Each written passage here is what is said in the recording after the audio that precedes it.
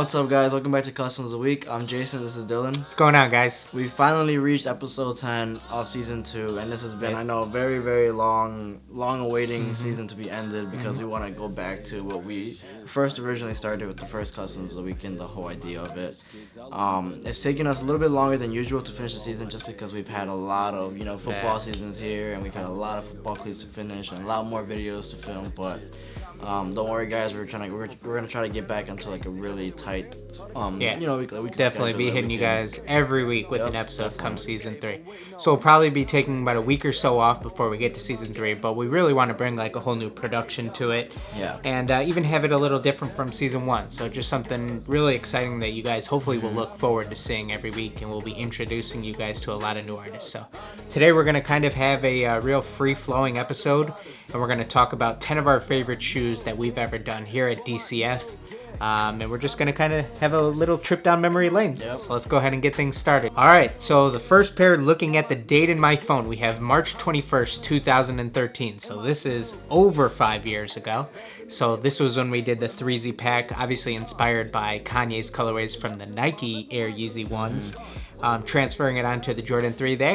There's a lot of similarities with kind of how their color blocking scheme goes, but obviously the shape and silhouette's a lot different. But this is something that drove up a lot of buzz back in the day. This is when blogs were really posting custom sneakers a lot, even on their Instagrams, and I remember this one was posted on Sneaker News, and that night couldn't handle all the requests that were coming in on these. So a lot of these early customs that you guys are going to be seeing were obviously done before Jason was around, so I know he'll get a kick out of seeing some of these bad pictures and terrible composition, and so that's the stuff that he'll kind of be looking at for these. So what do you think about it, man?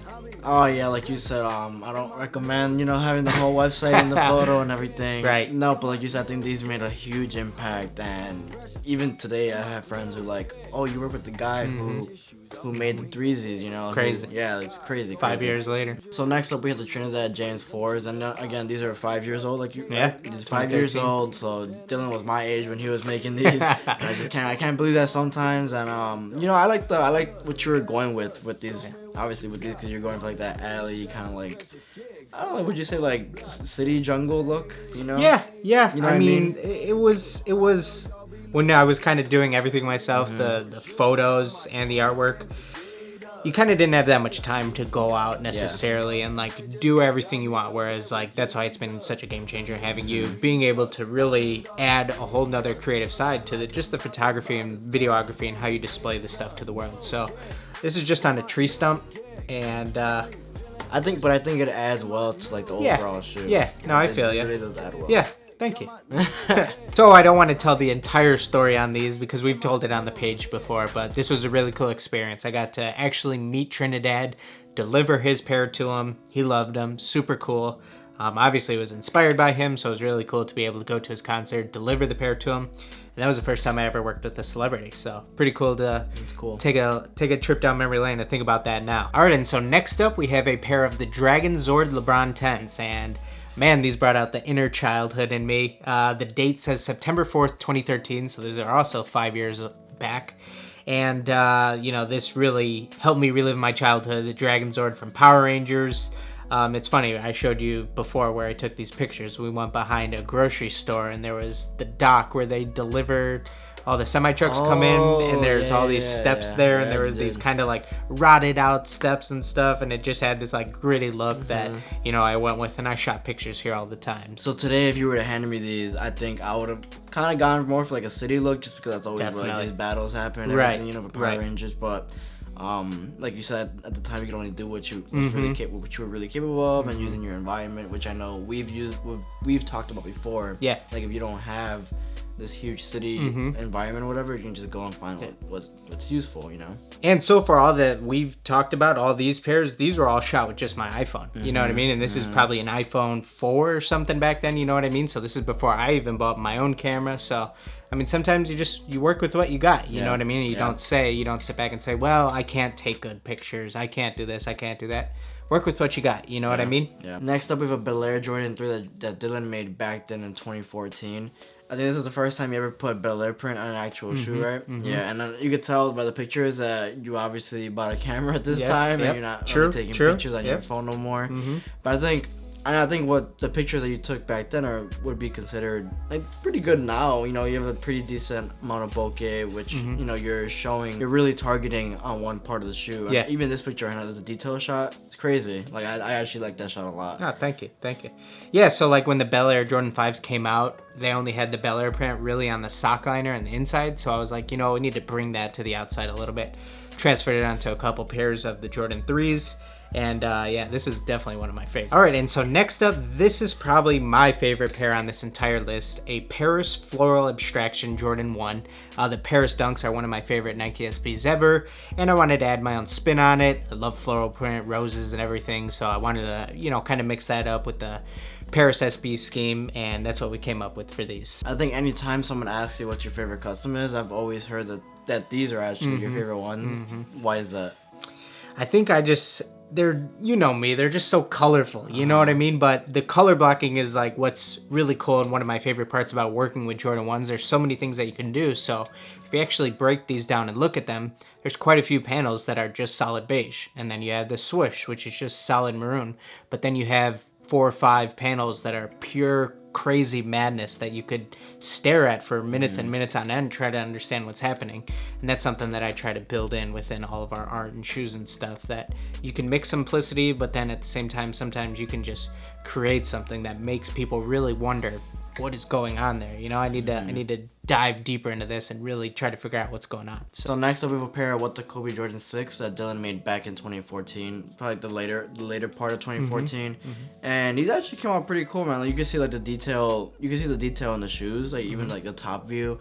And then you look at the one that's like kind of like an angle where they're sitting on, kind of like the back half of the heels on top of the pool deck or whatever.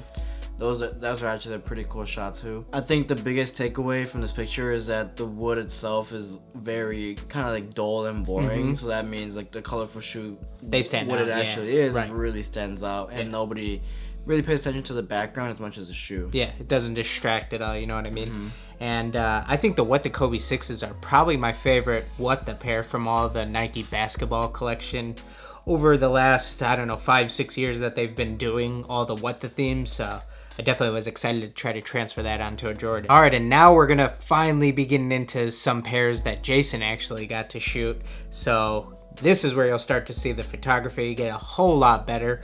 And, you know, something that we talked about with the last pair where the background doesn't distract at all from the theme. Here's another one where we have a super colorful concept with the human race and kaws theme, but you went with the white brick of the background and the person holding them. Love how this picture came out, man. This is one of our most reposted pictures, as you know for sure. I think it's it might be our most liked on Instagram. So this is one that people definitely liked, man. Great job. And it was cool that we had a few of the kaws toys around at the studio, so you were able to introduce some props into the photos too and stuff. Obviously you had some shots where you're wearing the Yeezys too. I know that's something that you love to do, and you can be wearing the same shoes, incorporate that into the photo. Along with it just really adds to kind of like how would I describe it? It just adds like another human element to it. You know what I mean? That there's somebody taking pictures of these, there's somebody standing in this photo. It just adds more life to everything. You know what I mean? So definitely. I think, like you said with the white brick one, I think the biggest challenge was even finding out how to do that. Because I think we found a picture on Instagram and we're like, oh, we like that. Let's do something similar. Yeah. And it just wasn't coming out. And I think after like trial, like fixing the flash and this and that, I think it finally came out right. This is one I remember it took a while because we said we gotta nail it for these. These shoes came out awesome. We gotta nail these pictures. You know what I mean? And we definitely did. So next up we have a Star Wars cleat that Dillon made last year. As soon as Dillon gave this to me, I knew right away I had to kind of put him in that black open space feel. Yeah. So I went with the black backdrop and just hung these up with some string and with some Photoshop later. You know, it ends up looking like this. Yep. And the pictures came out pretty clean actually. All the detail shots. I mean, Dillon obviously killed these cleats, and I think that made my job easier. And I knew what to capture. Yeah. These actually have a pretty cool story about them, right? Yeah, so EA reached out to us and wanted a pair of cleats to help celebrate the release of Battlefront 2. So they definitely had some pretty specific things that they wanted included on the cleats and stuff. So it was really cool to bring their idea to life and kind of help celebrate this huge franchise release of one of their video games. So it was awesome, man. You know, like we said, I love how the photo set came out. I know we sent these to EA and they loved the photo set, so super cool work here. So this next shoe actually has like 3 forms of inspiration. It's the LeBron Miami Vice and the LeBron South Beach, and then also obviously the sketches come from Joshua Vidas. And as you guys can see, this is kind of, I don't know if you guys have been with us for a while, but for those of you who have been, you kind of saw us do these animation or do these little videos that kind of resembled Zach King, exactly. And we're trying to go for like that magic touch on our videos. And they're doing pretty good for a while, but I think just the amount of time it took for us takes so long to make this 30-second clip just to make one just video. For Instagram. And you know what I mean? We just have to be more efficient with our time. So we're actually going to plug that video in right now. If you guys could just go ahead and watch it.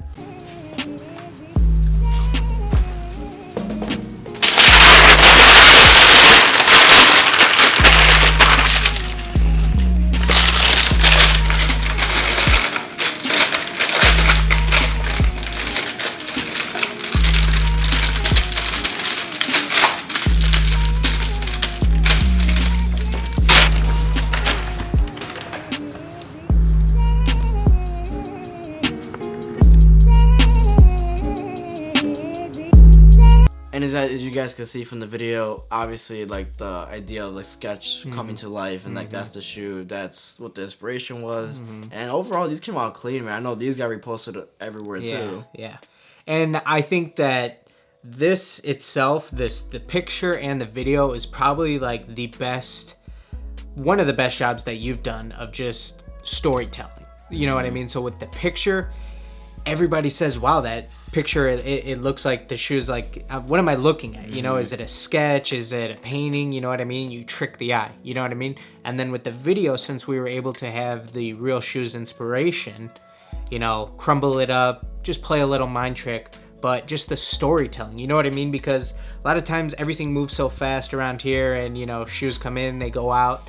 And, you know, sometimes the story and stuff can get lost in inspiration and lost in translation, excuse me. But with something like this, you're able to just really tell the story. And this is a great job of that. And, you know, something that I know we're both super proud of. Yeah. All right, and so this is going to be our most recent pair that made the list. Hopefully you guys already checked out the video that we made on these Thanos cleats, man. I know you saw them when they had, when we took them out of the box, they had the gold bottoms. And then I showed you the color that we were going to be doing, this purple, magenta, little Thanos skin tone. And I know you were a little shocked to see it. And I was excited to go ahead and start doing it just based off of your reaction. We were making a video on it, so you were filming the whole thing. I knew these were going to come out awesome. With the hand, with the comic character on the other side.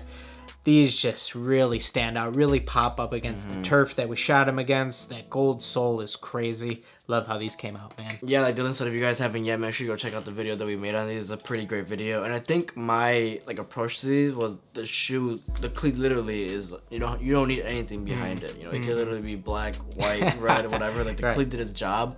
So now it's like my job to kind of like amplify those colors and really make the shoe speak for itself. So obviously we're going to go with the turf background because you know, it's a cleat at the end of the day. Yep. And the green complements the purple really well. And the biggest takeaway is like when you have a subject that's very colorful, you know, less is more when it comes to the background. You don't want to go all out and distract the viewer from what actually is important. Definitely. Thank you guys for sticking with us on another episode of Customs of the Week. This was episode 10 of season 2.